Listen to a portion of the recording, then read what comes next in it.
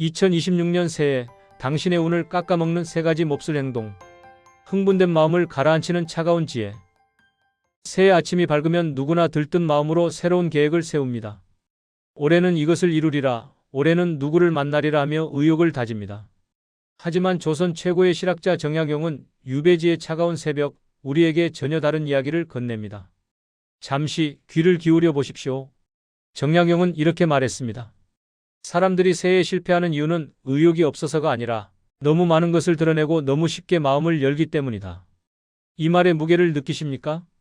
정약용은 18년이라는 긴 유배 생활 동안 권력의 정점에서 밑바닥까지를 모두 경험하며 한 가지 진리를 깨달았습니다. 바로 지키지 못한 시작은 반드시 화를 부른다는 사실입니다.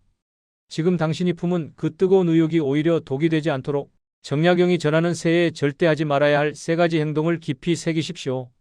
이것만 안 해도 당신의 2026년은 절반 이상 성공한 것입니다. 그럼 첫 번째 이야기를 시작하겠습니다. 첫 번째, 계획을 자랑하지 마라.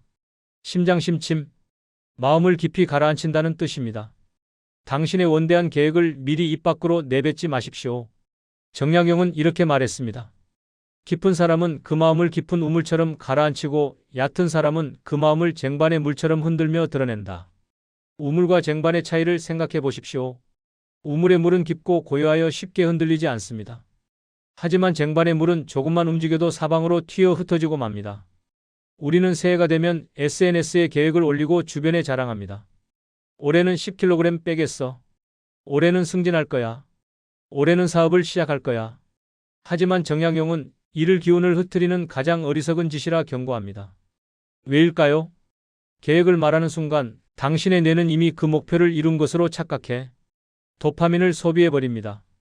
마치 축하 파티를 미리 벌인 것처럼 실행에 옮길 에너지가 바닥나게 되는 것입니다. 더 큰 문제가 있습니다. 당신의 계획을 들은 타인이 모두 당신을 응원하지 않는다는 사실입니다. 시기하는 자는 당신의 발목을 잡을 방법을 궁리할 것입니다. 비웃는 자는 당신의 의지를 꺾으려 들 것입니다. 심지어 가까운 사람일수록 그게 될까? 무리하지 마 같은 말로 당신의 불씨를 끌 수도 있습니다. 정약용은 이렇게 조언합니다. 이룬 뒤에 말하는 자는 덕을 쌓고 말한 뒤에 이루려 하는 자는 업을 쌓는다. 올해는 당신의 목표를 마음 깊은 곳에 가두십시오. 당신의 성과는 입이 아니라 연말에 당신이 보여줄 결과물로 증명되어야 합니다. 침묵은 가장 강력한 추진력입니다. 두 번째, 서둘러 인연을 맺지 마라.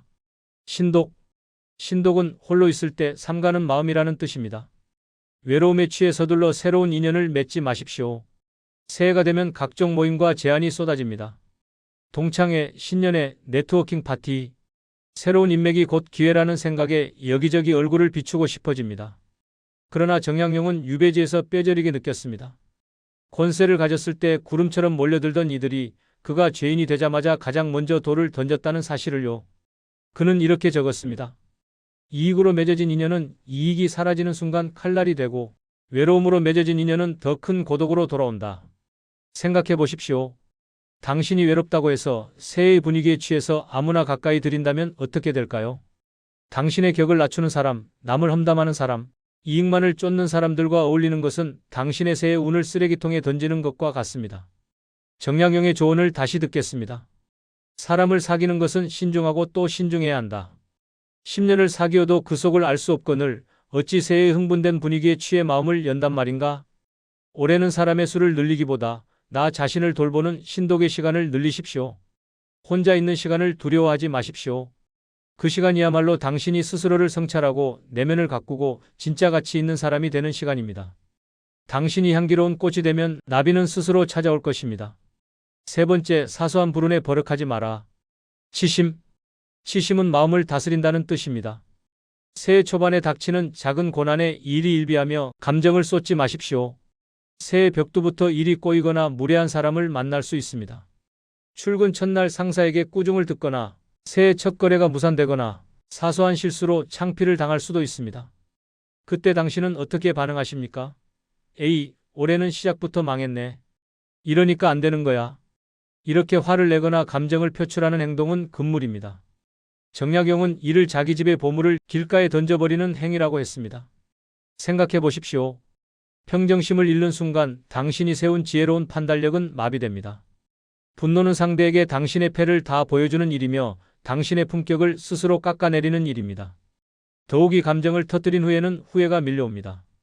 그리고 그 후에는 다시 당신의 에너지를 갉아먹습니다. 정약용은 이렇게 조언합니다. 화를 밖으로 내는 자는 이를 잃고 화를 안으로 다스리는 자는 사람을 얻으며 운명을 바꾼다. 새의 우는 고요한 물에 깃듭니다. 작은 불운이 닥쳐도 액땜했구나 하고 미소 지으며 넘기십시오. 이것은 참는 것이 아닙니다. 진정으로 마음을 다스리는 것입니다. 그 평온함이 당신의 2026년을 단단하게 지탱하는 뿌리가 될 것입니다. 당신이 곧 당신의 운명이다. 정약용 선생님은 18년의 유배라는 지옥 같은 시간 속에서도 500권의 책을 남기며 조선의 정신이 되었습니다. 그가 우리에게 마지막으로 전하고 싶은 메시지는 명확합니다. 새해가 온 것이 아니라 새로운 당신이 되어야 한다. 다시 한번 정리하겠습니다. 계획을 자랑하고픈 유혹, 사람을 늘리고픈 조급함, 감정을 터뜨리고픈 분노. 이 세 가지를 멈추는 것만으로도 당신은 이미 귀한 사람의 길로 들어선 것입니다. 올 한 해 남들이 화려함을 쫓을 때 당신은 깊이를 쌓으십시오. 남들이 소란할 때 당신은 고요하십시오. 세상은 요란한 소리를 기억하지 않지만 조용한 진심과 실력은 반드시 알아봅니다. 오늘 이 이야기가 당신의 2026년을 지키는 작은 등불이 되었기를 바랍니다. 기억하십시오. 당신의 품격이 곧 당신의 운명입니다. 행복한 새해 맞이하십시오. 감사합니다.